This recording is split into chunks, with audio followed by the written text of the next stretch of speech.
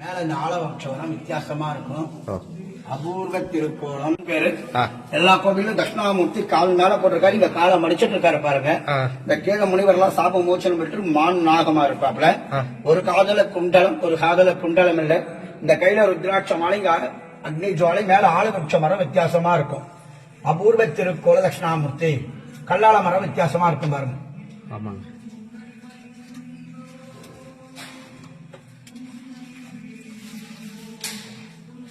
இது இங்க சிறப்பா இருக்கும். இது எத்தனை ஸ்தலம்? இது குரு பரிகார ஸ்தலத்துல 3வது இடம். 3வது தீண்டாத்திரிநிலை சிவபெருமான்ல 12வது ஸ்தலம். ஞானசம்பந்தர் பாடி திருத்தலம். பார்த்துக்கு மக்களே, இதுதான் நாங்கள் இன்னைக்கு வேலைக்கிழமை தக்கோல வந்தோம். அப்படியே குரு பகவானை தரிசனம் பண்ணோம்.